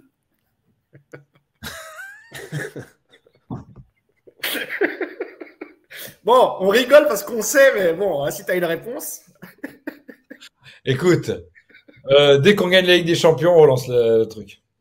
Le lendemain, on fait un Tougol spécial victoire du Paris Saint-Germain en Ligue des Champions. T'as des nouvelles sinon? Non, je crois que là en ce moment il est en train de gérer le conflit ukraino-russe. Ça va bien se passer. Par contre, tout. Pareil, Julien, quelques questions hors PSG. On te demande est-ce que tu vas continuer à faire des et il y en a un qui. J'ai pas entendu, excuse-moi. Tu as des gens sur le live qui te demandent si tu vas continuer à faire des chansons sur les joueurs et il y en a un qui a adoré ta chanson sur Tai Taiwo, sur le fameux Tata, je crois que c'est Tata Yo-Yo de Annie Cordy. Ouais, exactement, très belle référence. S'il suivait Rotten sans flamme, il saurait que je continue à en faire. J'avais une qui avait bien marché l'année dernière, c'est la chanson sur Neymar et sur Messi. Comme quoi, tu vois, je peux attaquer autre chose que les Marseillais. Et là, dernièrement, j'en ai fait une avec la musique des Restos du Cœur pour sauver Samuel Gigot parce que de son carton rouge. Je l'ai entendu, celle-là. Il y en avait aussi sur Bodmer qui était pas mal. Gigot, il méritait pas le pauvre. Je disais, il y avait celle sur Bodmer qui était pas mal aussi. Il a dû t'en vouloir. Oui, il a adoré. T'es un salaud, Julien. T'es un salaud. T'es incorrigible, vraiment. Pour continuer sur le PSG, Julien, On a vu qu'en début de saison, c'est ce qu'on avait réclamé avec Pochettino, le changement de Christophe Galtier. Donc, tu n'es pas sans savoir qu'on a quand même 2 joueurs sur les côtés qui sont plutôt rapides et offensifs. Il y a Mendes d'un côté et Hakimi de l'autre. Les matchs de préparation ont donné satisfaction. Les 2-3 premiers matchs de Ligue 1, pareil. Et puis ensuite, on a vu que ça s'est un peu écroulé. Et là, il est revenu à un système à 4 avec un peu plus d'équilibre. D'ailleurs, tu as parlé de Fabian Ruiz. Qu'est-ce que tu as pensé, toi, de ce début de saison avec le système à 3 et puis finalement le changement de Christophe Galtier pour repasser à 4 avec, j'imagine, peut-être un meilleur équilibre en rajoutant Fabian Ruiz dans le milieu de terrain? Alors, moi, je ne sais pas ce que tu en penses, toi, Yacine, mais moi, j'ai l'impression que au début, ça marchait déjà parce que c'est nouveau. Donc, les mecs sont pas adaptés à ce que tu fasses un truc nouveau déjà. Et puis après, ils observent. Et pour moi, ce système, il est génial. Tout est parfait. Il y a un problème. C'est que pour qu'il soit bien pour moi, il faut que tu aies Neymar, Messi, un 9 à la Lewandowski. Messi, Mbappé, un 9 à la Lewandowski. Messi, Neymar, Mbappé. C'est qu'en fait, les trois, ensemble, ils annihilent tout ce que t'apportent les mecs des côtés, qui font que revenir sur eux. Et combien de fois tu nous vois avec, on a créé le surnom, le mec a débordé, il revient sur lui-même, ou il fait une passe à ras de terre, où il y a 3 défenseurs qui ont bloqué la balle. C'est-à-dire que on sait qu'on ne peut pas utiliser la boîte, donc ces mecs qui écartent, ils finissent par revenir. Donc au bout d'un moment, on va dans l'entonnoir. Et donc pour moi, si on avait ne serait-ce qu'un 9, un vrai 9, un bon de très bonne qualité, qui joue avec 2 des 3, ton système, il est génial. Mais sinon, tu vas avoir beaucoup de situations et finalement, tu vas être frustré. Ce qui était le cas de ces derniers temps. C'est-à-dire que tu as beaucoup de situations et tu n'as pas tant de tirs que ça. T'as pas tant de... Et finalement, tes meilleures occasions, elles arrivent de l'axe avec des jeux dans des petits espaces, des mecs qui bloquent 3-4 fois et qui la 5e fois arrivent à passer. Et donc, pour moi, Galtier s'est rendu compte qu'il avait un manque dans la surface, que Mbappé, c'est pas un pivot, qu'il prend pas les ballons de la tête, qu'il va pas couper les trajectoires à la Cavani, même du pied. Il coupe pas. Tu vois, il fait pas ça. Il faut qu'elle arrive et il va mettre. Mais donc, résultat, qu'est-ce qu'il fait? Il se dit, je vais adapter au mec que j'ai là et faire un 4-3-3 où, pour le coup, j'aurai plus d'équilibre. Et voilà. En fait, il a adapté aux 3 mecs dedans. Pour moi, s'il avait un vrai numéro 9, genre à la Lewandowski, ce qui était prévu au départ, je pense qu'il pourrait plus utiliser ce 3-5-2. Bon, j'imagine que tu es d'accord avec lui, Yass. T'es pas obligé. Hein. Dès le début de saison, j'avais dit qu'il y en avait un de trop dans les 3. Et qu'il y en aurait c'est bien, mais il faut qu'ils alternent, c'est tout. Donc voilà, bien sûr. Et en plus, on l'a dit aussi par rapport aux joueurs de couloir où tu as des fois des situations et en fait, ils ne peuvent pas centrer. C'est-à-dire que les gens te disent « Ah, mais Hakimi, il ne centre pas. » Oui, c'est vrai sur certaines situations. Mais 7 fois sur 10, en fait, il ne peut pas centrer. Parce que de toute façon, il n'y a personne. Donc voilà. Ou alors, il y a un mec, mais il ne prendra pas la balle. Hein. Voilà. Parce qu'il n'a pas… Mbappé, il est extraordinaire, mais il n'a pas la science du placement.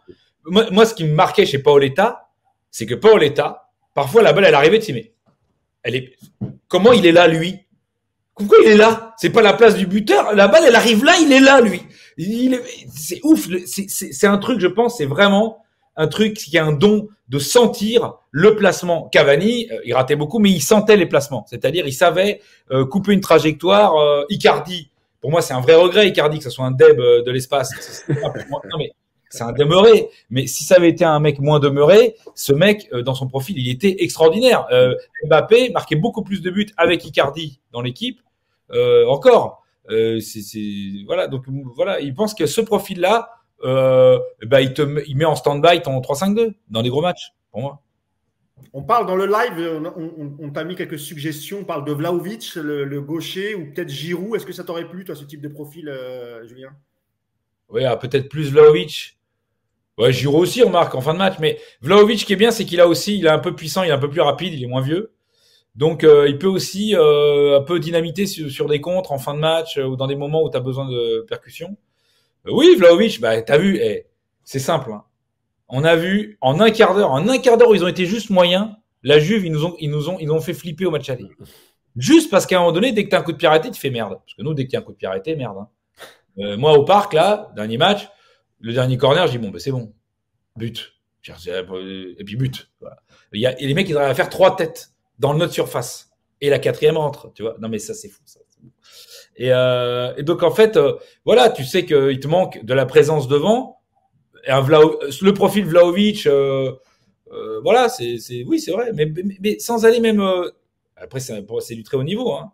Mais moi, il y a des mecs, je pense, mais même que ça soit ou un pointe ou un mec qui peut percuter et aller vers l'avant, tu vois. Moi, je prendrais bien un mec genre Vlahovic et Joao Félix. Je prendrais les deux, moi. Ah ben, il est cité carrément dans les rumeurs de transfert pour cette hiver. Ah, heureux à l'Atlético, Joao Félix. Ouais, je te disais, Julien, il est cité ces derniers temps dans les rumeurs pour peut-être Joao Félix de l'Atlético. Ouais. Dès qu'il y a un Portugais ou un mec qui perd en bâtiment, il est dans l'effectif. non mais Joao Félix et un vrai mec devant, un vrai mec puissant devant. Là, t'aurais deux mecs quand ils rentrent. C'est-à-dire que quand t'es Galtier, on dit ouais, il tarde à faire sortir les gars. Mais moi, je suis Galtier. Si j'ai vraiment envie de gagner le match, même un peu fatigué aujourd'hui, je préfère garder Neymar que faire entrer pour dynamiter une fin de partie, faire entrer Ekitike ou Sarabia, qui sont des excellents joueurs, surtout Sarabia qui est très bon, mais c'est pas le mec où je me dis putain lui il va rentrer, il va leur mettre le bordel. Tu vois ce que je veux dire ou pas? Il va très bien se fondre, ce que tu disais tout à l'heure. Et je pense qu'il nous manque des mecs qui peuvent mettre le bordel. Et c'est pour ça que je pense les changements se font aussi tard. C'est pas que à cause des statuts. Je pense vraiment. Et je pense qu'en deuxième partie de saison, si on se retrouve dans une situation comme le Real Madrid, il faut qu'on ait des mecs à faire entrer en se disant lui, il va mettre le bordel. Parce que je vous rappelle qu'on a comparé cette fin de match aux autres qu'on avait vécu. Pour moi, il y a rien à voir. Les remontadas, United, Chelsea, tout ça, le point commun, c'est qu'on prend le but à la dernière minute. On n'a pas le temps de revenir. C'est-à-dire qu'une fois qu'on est éliminé, on a plus de stress, mais on n'a plus le temps de revenir. Là, c'est pas le stress, parce que il restait un quart d'heure, rappelez-vous, quand on était éliminé. Il restait un quart d'heure. On a 0 occasion. T'as pas de stress, t'as rien à perdre. Là, c'est juste que t'es cuit. C'est-à-dire que, d'ailleurs, regarde, contre Chelsea, là, quand on prend le but de Dembaba, il reste 2 minutes. En 2 minutes, on a plus d'occasions, dont Marquinhos, que tout le match. Parce que dès que t'as plus de stress, tu le vois quand t'as encore la gouache. Et nous, contre le Real, on n'avait plus rien. On avait des mecs cuits. Et on a fait entrer. Merci. Julien, autre thème, le retour en force, le comeback inespéré, d'abord de Neymar, qui depuis le début de saison, honnêtement, fait plutôt des super matchs, même dans le comportement. On voit qu'il a perdu un peu de poids, qu'il a fait une préparation sérieuse. Et d'un autre côté, tu as aussi la deuxième saison de Léo Messi, qui a été pas très bon, même si les stats peuvent dire le contraire la saison dernière. Mais c'est vrai que peu impliqué dans le jeu la saison dernière, beaucoup plus cette saison. On a vu ces derniers matchs, il a brillé, il nous a marqué des buts incroyables. D'abord, sur Neymar, est-ce que ça t'a surpris? Est-ce que tu y croyais encore? Parce que je te connais un peu et je sais que tu avais perdu un peu foi en Neymar ces dernières saisons. Et là, il est plutôt bien. Comment tu l'as senti? Moi, Neymar, attention. Neymar, j'étais plus agacé par le fait qu'il soit toujours en train de vouloir partir. Okay. Plus que pour le. Après, il y a une saison, je pense que c'est celle d'avant, où j'ai trouvé, il passait plus jamais en 1 contre 1. Je me disais merde. Et je me disais mais il peut s'en rendre compte et changer son jeu, simplifier. Il continue à faire des trucs de ouf ou à tenter des trucs, mais il essaye beaucoup d'être passeur. Il s'est un peu retenu à ça. Donc moi, je me suis dit, s'il se remet la tête à l'endroit, c'est un mec génial. Donc, il y a très peu de mecs de ce profil-là. Je pense que c'est quand même. Nous, si on n'a pas ça, c'est compliqué. Donc, le côté créatif, le côté un peu. Le côté, je peux faire basculer, il y a un truc un peu qui est irrationnel et puis qu'on aime nous à Paris, quoi, qu'on a toujours un peu eu, quoi, historiquement. Et donc lui, moi, j'ai jamais. Dès que j'ai vu qu'il avait fait de ma préparation et qu'il commençait, je me suis dit, ah, génial. J'avais vraiment envie que ça marche, en tout cas. Quand tu as envie que ça marche, tu te convaincs assez vite, quoi. Tu es d'accord avec lui, Yacine, sur Neymar, hein. C'est un joueur qui est très agaçant, mais quand il est en forme, il n'a pas son pareil, ni dans le championnat, ni en Europe, d'ailleurs. Quand on voit ses yeux, tout va bien. Quand il est pas comme ça, tu veux dire? Voilà, exactement. Dès qu'on voit ses yeux, c'est bon signe. Et pour ce qui est de Messi, moi, par exemple, Messi, son début de saison, je suis très content, il n'y a pas de souci. Mais par exemple, c'est pas ça, moi, qui me posait problème avec Messi quand il est arrivé. Moi, qu'il soit mauvais, moi, je pensais pas du tout qu'il serait aussi mauvais. Je pensais qu'il défoncerait tout en championnat. Moi, le problème de Messi, c'est qu'il est arrivé comme il est, avec le statut qu'il avait au Barça, c'est-à-dire la star. C'était la star. On est d'accord quand il arrive. Bien sûr. Quelque part, ça nous rend presque service que ça n'ait pas marché la première année. Parce que s'il est la star, Messi, et qu'il marche, il va te faire une saison de ouf. Et le match, comme Real Madrid, il te lâche. Parce que lui, au bout de 20 minutes de la fin, il a fait ça pendant 5 ans au Barça, où il les tient. Mais au bout d'un moment, il lâche. Et quand il lâche, ils sont seuls. Ils sont seuls quand il lâche. Parce que là, t'as Messi, tu le sors pas, il te lâche, t'es perdu. Tu vois, c'est le capitaine du bateau, tu vois. Et bah, je peux plus naviguer. Et moi, je me disais, comme il arrive en tant que star absolu, ça sera pas une bonne idée. Là, moi, à la limite cette année, ce que je me dis, c'est que je trouve positif, c'est que c'est plus la star de l'équipe, Messi. À aucun moment, aujourd'hui, il est traité comme la star de l'équipe. C'est un super joueur. Voilà. Et ça, pour moi, c'est une bonne nouvelle. Déjà, c'est que s'il est pas bon dans un match, c'est pas la panique autour. Je veux dire, c'est que c'est chiant, mais c'est pas la panique. Et j'ose espérer que si on a des solutions, on puisse le remplacer s'il nous arrive la même désaventure qu'à Madrid, parce que c'est ça la vraie diff.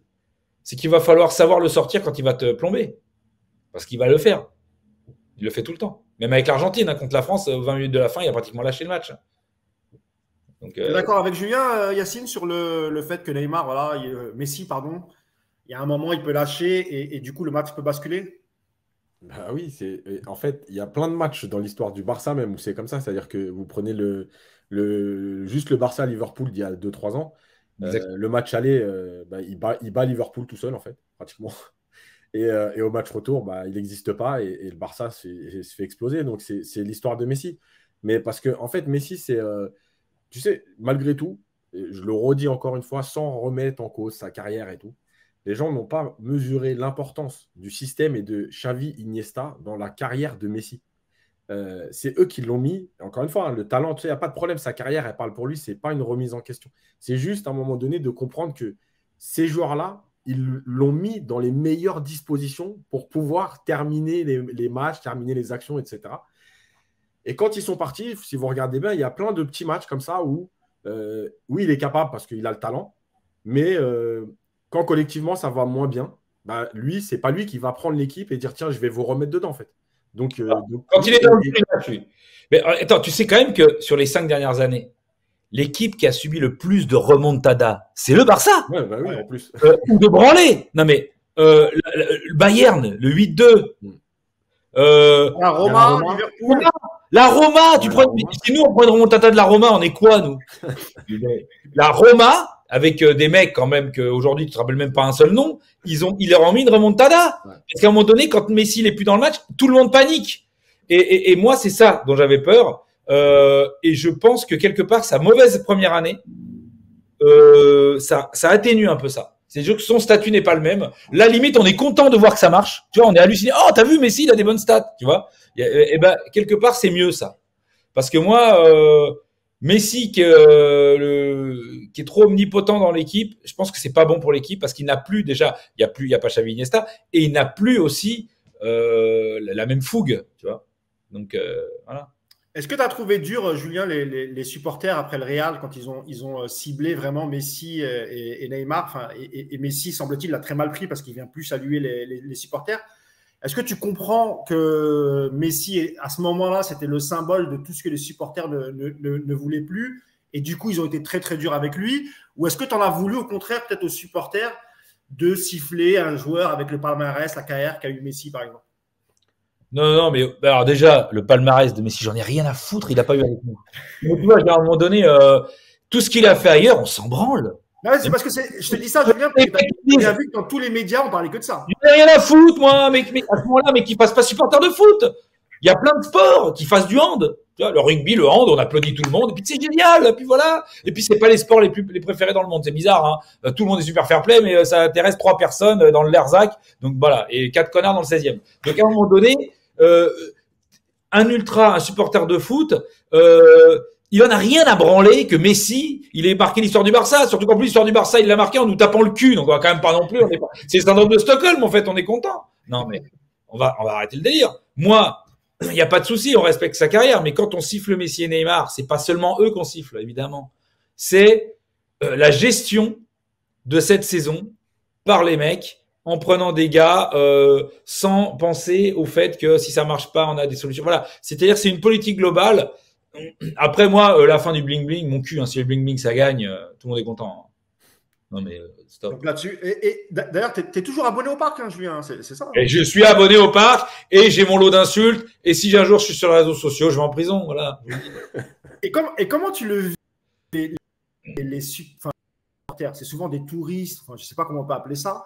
Quand il y a le fameux chant qui est scandé soit au Barça, à l'époque où je jouais à Barcelone, et je crois aussi un peu en Argentine, avec le fameux Messi. Comment tu le sens en tant que supporter historique du Paris Saint-Germain? Moi, ça m'énerve. Mais après, c'est pas que les touristes qui font ça, parce que tous les mecs qui sont supporters ne sont pas supporters au même degré, de la même manière, avec la même philosophie. On voudrait que ça soit un ectoplasme totalement uniforme, le supporter du PSG, comme quand, par exemple, tu vois, je prends Daniel ou d'autres, quand les supporters du PSG, ils sont. Déjà, vas-y, mais transpose, dis les Noirs, les Arabes, les Portugais, ils sont. Tu vas voir ta phrase. Tout le monde va faire ça. Dire non mais, tu vois, il y a des poncifs à la con. Non, il y a de tout au PSG. Et quand on revend sa place, on revend un touriste, mais parfois on revend aussi un supporter du PSG qui n'a pas la chance d'être abonné, qui va se faire un kiff et acheter une place, tu vois. Bon, moi, je sais que on va dire, c'est 2 tiers, 1 tiers. T'as 2 tiers de supporters du PSG. Aujourd'hui, peut-être 1 tiers de touristes, peut-être un peu moins, 1/4, en fonction des matchs. Mais dis-toi qu'avant, t'avais 2 tiers et rien, parfois. Pendant les grandes années du PSG, t'avais 2 tiers de supporters, très de supporters, mais t'avais 1 tiers vide. Bon, voilà. Et oui, mais c'est comme dans tous les clubs. En fait, quand t'es un grand club, c'est très, très rare d'avoir 100% de sociaux à fond qui revendent pas leur place et tout. Bon, il faut accepter. C'est-à-dire que t'es la club de la capitale. On peut pas tout avoir, en fait, à un moment donné, tu vois. On peut pas être un club ouvrier, on ne le sera jamais. Il y a plein de trucs, tu vois, qu'on ne sera pas et qu'il faut pas qu'on s'invente. Oui, effectivement, il y a une partie des supporters aujourd'hui qui sont des touristes. Il y a une partie. Voilà. Il faut savoir limiter ça. Il faut savoir être malin. Et moi, je pense que pas attendre d'en arriver à ce qui est devenu le Barça et qui a été obligé de prendre des mesures. Moi, je pense que, par exemple, j'interdirais de revendre plus d'un certain nombre de places dans l'année. Il faut trouver des solutions. Ou alors, par exemple, avoir un espèce de liste d'attente de supporters du PSG qui ont été abonnés ou qui ont acheté déjà plusieurs fois des places et ou alors, tu vois, qui ont une adresse sur Paris ou quoi, et eux, ils sont prioritaires sur des achats de places, tu vois. Et là, déjà, au lieu d'avoir un touriste, tu auras un mec qui est supporter du PSG, tu vois. Donc, en fait, je pense qu'il y a des choses à faire parce que c'est pas parfait, mais faut pas non plus rêver. Quand tout le stade chante Mamadou Sakho, quand il y a Montpellier, PSG Montpellier, c'est pas des touristes. Ils savent pas qui c'est Mamadou Sakho. Ah non, c'est vrai. C'est vrai. Il y a beaucoup de gens sur les lives qui sont d'accord avec toi. Il y a Soso Authentique qui nous dit effectivement, nous on est d'accord avec Julien, le palmarès de Messi, on en a rien à foutre. Ici c'est Paris. Donc là-dessus, je pense que tout le monde. Après, on respecte le joueur, hein, évidemment, la carrière. Mais si ils nous pissent dessus, on s'en fout de quoi Messi, tu vois. Ouais. On t'entend, par contre. On t'entend. Je suis là. Voilà, me voilà de retour. Pour finir, Julien, on va pas te garder trop longtemps. Oui, vas-y. Juste un mot sur les tribunes. Bon, moi, tu connais l'histoire du chant Messi me rend ouf, mais bon. Ah, moi aussi, hein, ça m'énerve. Mais tu sais, même... mec, je te rassure. Moi, je vais en remontant un peu dans les années, mais dans les années 80, début 90, il faut savoir qu'au parc, par exemple, des PSG Nantes, PSG Saint-Etienne, il y avait pratiquement plus de supporters de Saint-Etienne. Quand il y avait un but de Saint-Etienne, il y avait. Évidemment. Ben oui. Donc, c'est pas nouveau non plus. On est des légendes, nous. Hein. On s'invente qu'on est Liverpool. Parfois, il y a des jeunes, ils n'ont pas connu l'histoire du PSG et ils vivent dans le. Tu sais, on vit dans le. Peut-être pas le même Truman Show que les Marseillais qui sont persuadés qu'ils ont un palmarès qui n'est pas lié à des vols et des escroqueries. Mais pas loin. On a les Marseillais, eux, ils s'inventent que les années tapis, ça compte et que c'est pas une arnaque. Mais nous, on s'invente qu'on est un club ouvrier avec des mecs qui ont tout le temps été à fond dans tous les matchs. Mais mec, moi, j'ai déjà raconté même à ton live. Moi, j'ai connu le parc dans les années 90 où le mec, il disait d'abord le nom du joueur et il le redisait pour que tu puisses dire le nom. Ouais. Les mecs connaissaient pas tous les noms. J'ai déjà fait le coup. J'ai la vidéo, je l'ai filmé au caméscope. Il dit en numéro 1 Bernard Lamar, numéro 1 Bernard. Ouais, c'est ridicule. Et moi j'ai connu l'époque où ils mettaient des faux sons dans le stade. C'est Canal qui a eu l'idée pour que ça fasse plus d'ambiance en mettant la musique de Michel Fugain. Ah ouais. Et oui. Et le jour du titre en 94, ça faisait presque 20 ans qu'on avait 10 ans. Ça faisait 8 ans. Non, le deuxième titre, le premier titre Canal, je veux dire. Le deuxième titre de 94, là, ça faisait 8 ans qu'on n'avait pas été champion. Et t'as un tiers du stade vide. But de Ricardo 1-0 pour Toulouse. Voilà. En fait, il y a eu des années, les meilleures années, c'est comme dans tous les clubs, c'est quand tu vis un moment difficile, que le club est au bord du gouffre. Marseille, moi j'ai des potes supporters marseillais, ça arrive. Il y en a. Sébastien Toen, par exemple. Et c'est un dégât, mais j'aime bien. Et donc, ses meilleurs souvenirs, c'est Marseille en D2, c'est la remontée, c'est Franceschini, Malucci, Cascarino, Louan-Cuiseau. Tu vois, je dire, voilà, c'est ces trucs-là. Donc, à un moment donné, nous, on pense que cette période-là, qui a été une période très forte au niveau supporteriste, parce que quand le club va mal, il t'appartient plus. C'est classique, hein, parce que personne ne l'aime à part toi, qui va mal. Et donc, après, tu deviens nostalgique de ça, comme si, en fait, tu oubliais à quel point tu as insulté les dirigeants. Moi, je me souviens que il y a même des joueurs, comme Jérôme Alonso, qui à un moment donné ont dit c'est la belle époque. J'ai dit, mais t'oublies, Jérôme, à quel point tu te faisais insulter. À la mi-temps, ça sifflait à toutes les mi-temps.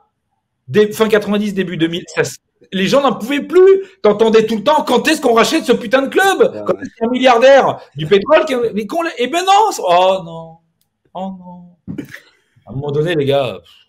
Yacine, toi, les descentes au camp des loges. Yacine, toi qui vas au parc depuis 1984, tu peux être que d'accord avec Julien.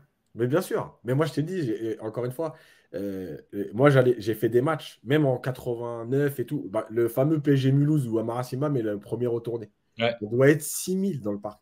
Et oui. Enfin, je veux dire, c'est un truc. Aujourd'hui, quand tu dis ça, c'est surréaliste. Mais il n'y avait personne. Et les premières années Canal, c'est pareil. C'est-à-dire, rappelez-vous, Paris, donc il y a le titre de champion de 86. Après, il ne se passe pratiquement plus rien. C'est la misère.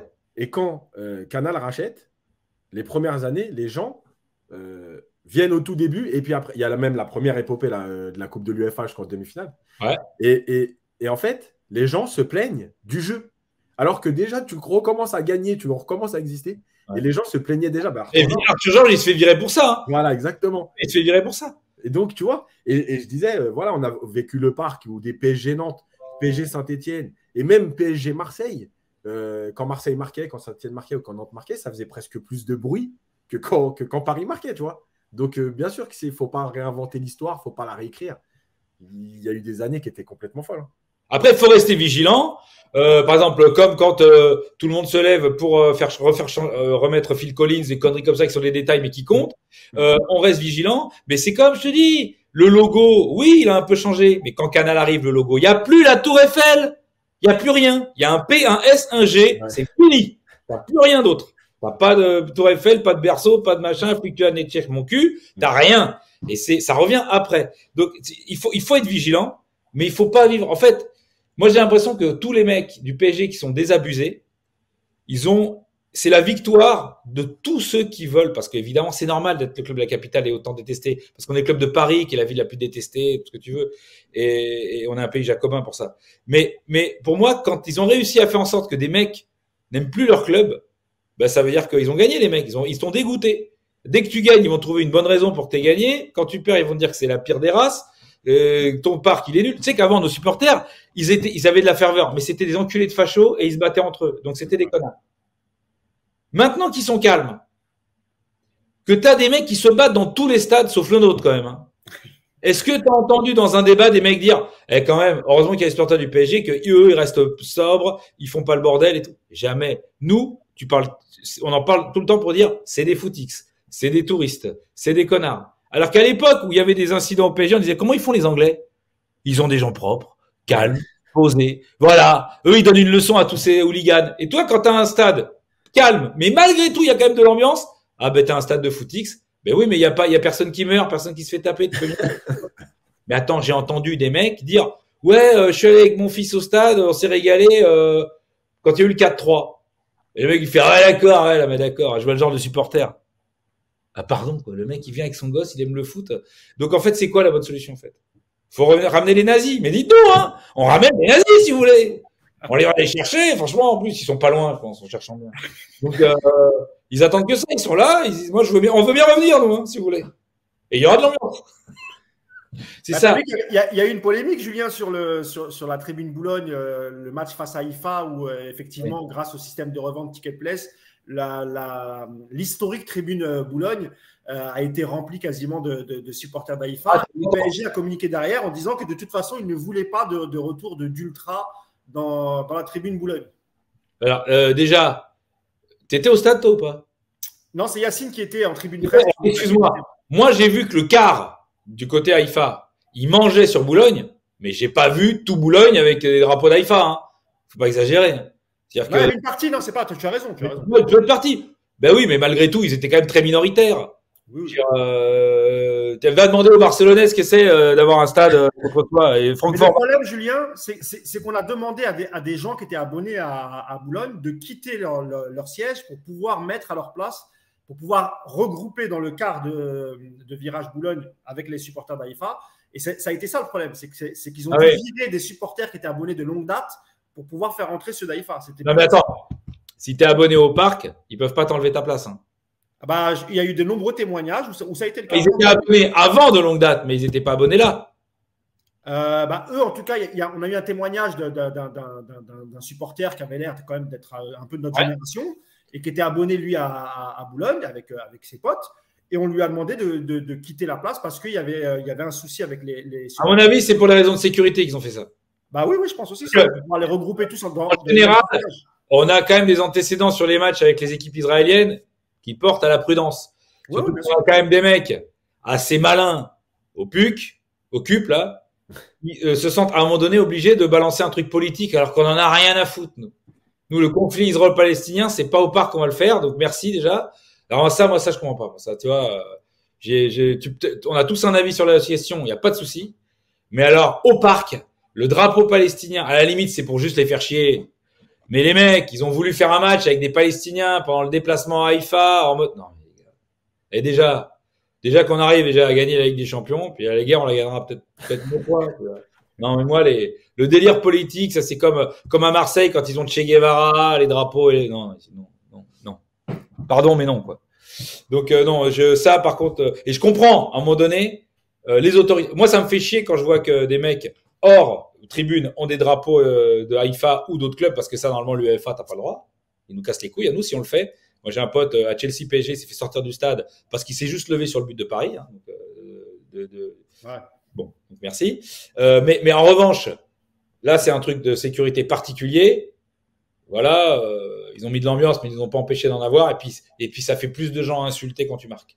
C'est quand même pas mal. Julien, pour terminer ce live, retour en arrière. Tu n'es pas sans savoir que demain, il y a un Juventus Paris Saint-Germain. Je pense que tu as vécu, toi, la demi-finale de 93. Le match aller, défaite du PSG à la Juve, 2-1. Et défaite au match retour 15 jours après, ou 3 semaines après, je ne me rappelle plus. Défaite 1-0. Toujours but de Baggio, d'ailleurs. D'ailleurs, au match retour, Paris domine, notamment en première mi-temps. Il y a pas mal d'actions. Au match aller, pareil. Je crois qu'à un partout, il y a Ginola qui manque un face-à-face. Est-ce que tu est-ce que tu as des souvenirs de ce match-là? Est-ce que tu es nostalgique de cette époque? Totalement des souvenirs, je me souviens de tout. Écoute, et Yacine était au parc aussi, donc il pourra nous en parler. Alors déjà, je me souviens du match aller où on fait un super match. Ginola, il est extraordinaire. Fournier fait un super match. Il y a la passe décisive de Ginola pour Ouéa qui est juste incroyable. Et puis, avec le pied ouvert, là. Le pied ouvert. Non, mais c'est extraordinaire. Franchement, c'était un match génial. Mais en fait, les mêmes défauts que le PSG d'aujourd'hui. C'est-à-dire que si on avait les mêmes critiques, les mêmes émissions de télé, on dirait, voilà, ça domine tout le match. Et puis à la fin, ça prend un but à la dernière minute parce que Baggio, il te met un coup franc à la dernière minute. Hein. Ouais. Comme un con. Une faute débile. Une faute débile. C'est Colter, je crois, non? Non, Comboiré. C'est Comboiré, le héros du parc Astrid. C'est lui qui fait la faute. Et au retour, tu domines. T'as 1000 fois penalty de Colère sur Ouéa. Oui. Côté Auteuil. Il n'y a pas la barre, hein. Siffler un penalty contre la Juve à l'époque, faut être courageux. Ouais. Et puis tu prends une espèce je crois que c'est coup franc, remise de la tête de Plate. Et puis il y en a, je sais plus si c'est Viali ou Baggio qui tend la pointe du pied. C'est Baggio qui dévie c'est Baggio. En fait, c'est Viali qui tire. Tir de Viali. La tête de David Plate. Ouais. Viali qui tire et la pointe de Baggio. Et le tir de Viali, il est horrible, il est dégueulasse. Il n'y a pas de touche, il y a rien dedans. Et David Platt, il n'avait jamais fait une embise de la tête de sa vie, ce connard. Bref. Voilà, c'était un match assez horrible, mais on a eu la même naïveté, les mêmes problèmes que le PSG qu'on a critiqué ces dernières années. C'était la même chose. La même chose, mais c'est vrai que cette équipe, elle était très belle. Hein. Elle était très belle, elle était très complémentaire. Et chaque poste était bon. Colter, c'était un peu le rageux, mais chaque poste avait un mec top niveau, quoi. Ouais, tu avais Colter, tu avais Fournier. Au milieu de terrain, tu avais Le Guen, Guérin. D'ailleurs, j'ai revu les images et c'est Le Guen qui tirait les corners. Ça m'a assez surpris, d'ailleurs. Ouais. Rigole, il avait une putain de pas de gauche. C'est vrai. Mais c'était plus lié à son poste que je disais ça. Tu as Guérin aussi qui tirait certains coups francs. C'était une équipe qui était dirigée, tu en as parlé tout à l'heure, hein, par Arthur Georges. La Juve, elle, a été dirigée par Trapattoni, le bouillant Trapattoni. Ouais. Mais c'est vrai que ça a donné une double confrontation qui était plutôt pas mal, hein, Yacine. Toi, tu étais au parc aussi, hein, pour le match retour et la défaite 1-0. Hein. Ouais, et pour ceux qui étaient ou qui ont vu des images, le match de Ginola, il est énormissime. Il fracasse Torricelli pendant tout le match. Mais tu sais quoi, aujourd'hui, c'est impossible que Torricelli prenne pas 2 jaunes avant la 50e. Parce que... Même colère. Hein. Ouais. Il les a massacrés. Franchement, c'était extraordinaire. Et franchement, Paris, ils avaient fait un vrai match. Ils avaient marché sur la Juve. Mais voilà. En plus, c'était aussi la période où tu sais, la fameuse légende des Italiens avec une demi-occasion, ils te marquent 2 buts. Ouais. Donc, franchement, c'était un vrai gros match. Et ils paniquaient pas, eux, surtout. Jamais. Ouais, c'est clair. Ouais. Mais c'est vrai que le plus gros regret, parce que le match retour, il y a le penalty, c'est scandaleux. Mais vraiment, les plus gros regrets, pour moi, ils sont sur le match aller, parce que la première mi-temps du match aller, vraiment, c'est du très, très, très haut niveau. Franchement, c'est là-bas que tu dois faire le résultat. Et puis je n'ai toujours pas compris pourquoi Comboré a décidé de nous mettre un retourné de volée dans le dos de Viali à la dernière minute. Enfin bref. Un craquage. Ouais. Non, mais non, c'était. Après, tu sentais qu'il y avait une équipe qui avait 10 ans, 20 ans, 30 ans d'expérience de plus que l'autre, 40 ans. Enfin, c'était. Tu pouvais pas changer ça. Mais non, après. Elle avait aussi des défauts. Moi, je trouve que Ginola, il faisait un super match, mais ça misait sur un tandem tout le temps, tu vois. Et peut-être qu'il manquait un mec qui met le danger en plus pour les faire flipper. Mais bon, après, on aurait pu le gagner, on l'a perdu. Et ce qui est drôle, c'est que il n'était pas titulaire, hein, il rentre en cours de jeu. Je crois que c'est la dernière année qu'il y a la Ligue des Champions telle qu'elle est, c'est-à-dire une escroquerie monumentale. On va pas se mentir. Parce que tu te rends compte que toi, sans faire le rageux, tu te rends compte que toi, tu es éliminé de la Coupe de l'UEFA. Donc là, c'est la Coupe de moins bien. Tu t'es tapé Naples de Careca et Fonseca. Et Alemao. Tu t'es tapé le Real Madrid de Prosinecki, Butragueño, Michel, Zamorano. Ensuite, la Juve de Baggio, Viali. Et t'as des mecs qui vont en finale en battant Glasgow, je ne me rappelle pas d'un joueur, Moscou et Bruges. Est-ce que t'as pas l'impression de te faire fourrer? Donc, à un moment donné, je pense qu'il y a des mecs qui se sont rendus compte, ils se sont dit, on va peut-être changer la formule, les gars, parce que ça n'est pas possible, là. Tout ça, Julien, tout ça en payant des mecs à Valenciennes pour que la finale se passe bien. C'est quand même terrible. À Valenciennes, gentil, je vous invite à lire le rapport du procès et les témoignages des différentes parties. C'est croquignolesque.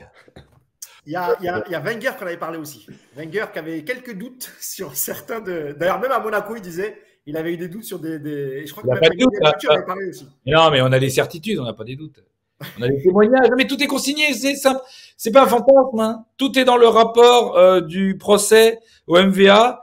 Mais sauf qu'à un moment donné, il aurait fallu que ou la Fédé ou la Ligue se porte partie civile pour essayer de faire. Par exemple, Lance Armstrong, quand il s'est fait gauler une fois, on a fait des recherches, on a dit non, les 7 Tours de France. Terminé. Ah non. Non, dis donc, il y a des témoignages qui disent que il y avait des années de fric mis de côté, des millions de francs. Il y avait un budget, Julien. Hein? Budget corruption. Budget corruption. Oh, histoire ancienne. Julien, pour terminer, juste un mot, parce que on t'a eu souvent sur la chaîne Paris United, et vraiment, je te remercie, parce que voilà, à chaque fois que je te demande, que je t'appelle, voilà, rarement tu m'as dit non, sauf si tu pouvais pas ou tu étais trop bourré ou voilà. Mais sinon, Même trop bourré, j'ai déjà fait. tu serais peut-être même meilleur bourré. Je sais pas, faudrait qu'on tente. Ah, c'est pas ce qu'on dit toujours. Et souvent dans les commentaires, Julien, et comme ça on terminera le live là-dessus, souvent les gens d'abord t'apprécient beaucoup, étaient parfois surpris par ta connaissance du PSG. Et pourquoi ils sont surpris? Parce qu'ils trouvent que tu es un peu sous-utilisé. Tu as fait pas mal de médias, hein. Tu étais dans le groupe Canal, aujourd'hui tu es dans le groupe RMC. Et c'est vrai que souvent, moi, les commentaires que j'ai ou les messages qu'on m'envoie après t'avoir interviewé, on dit, mais pourquoi Julien, il parle jamais de foot? Pourquoi on l'utilise? Alors, tu es un humoriste et tu adores faire ça. Ça, il n'y a pas de souci.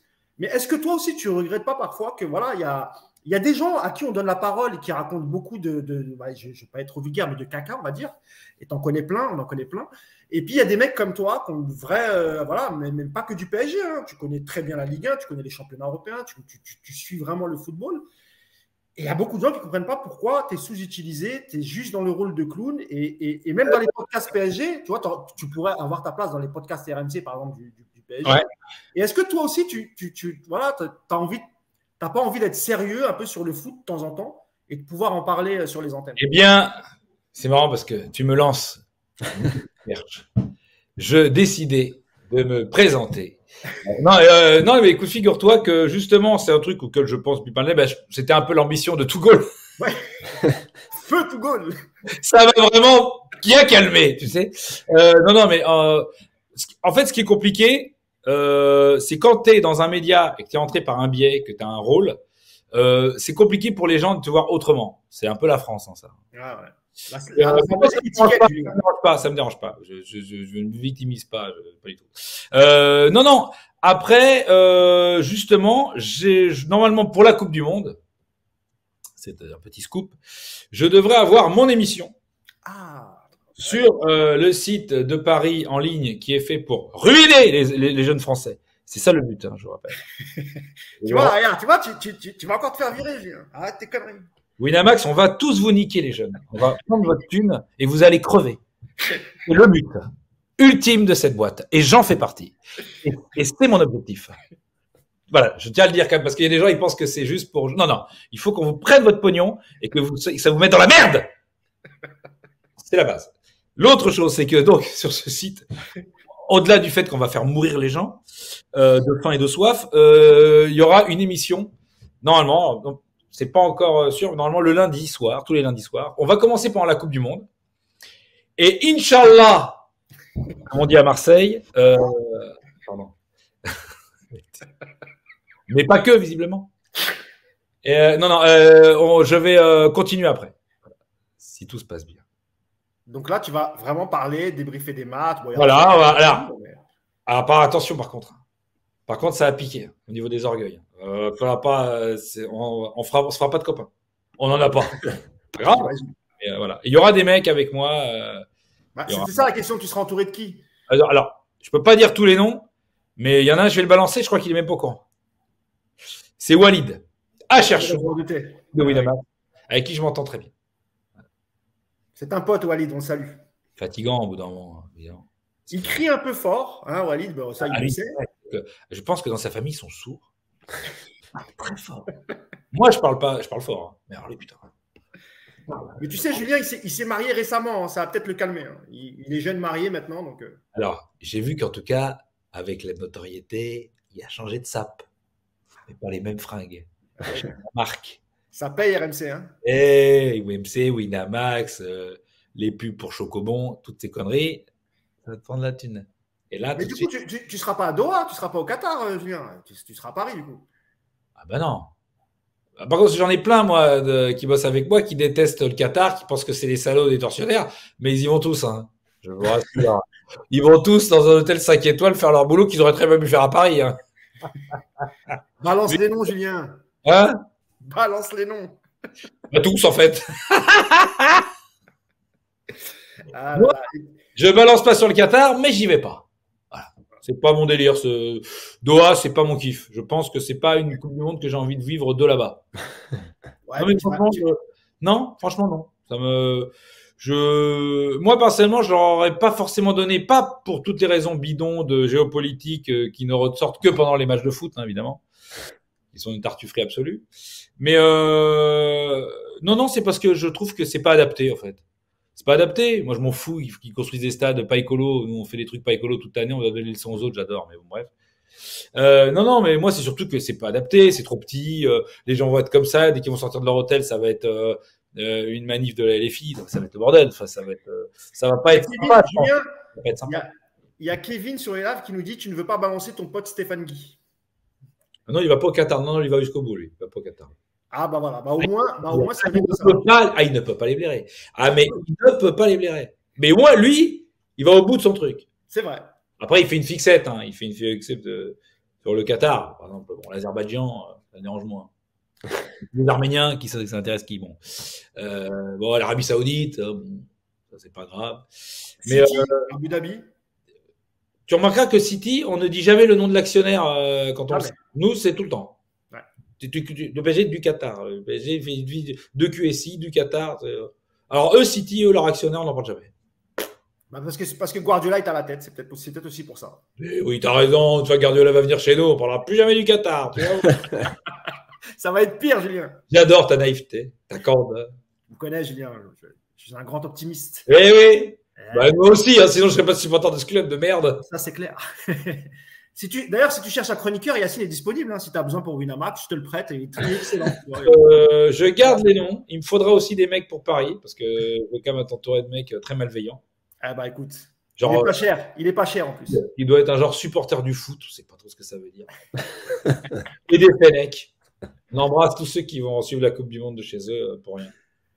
Et en tout cas, merci beaucoup, Julien. Ça fait un peu plus d'1h20 qu'on est ensemble. Oh putain, mais vous êtes marrant, vous avez un travail. Ah oui, c'est pour ça.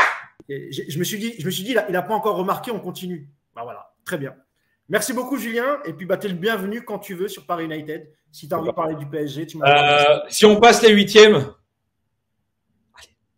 Eh ben, tu reviendras en parler. Voilà, ça marche. Merci encore, Julien. Merci beaucoup. Merci, Yacine, de m'avoir accompagné pour cette interview. Merci à tous. Et nous, on se retrouve jeudi pour débriefer le Juventus de Turin, Paris Saint-Germain. Voilà. Salut à tous et bon mardi. Ciao. Ciao.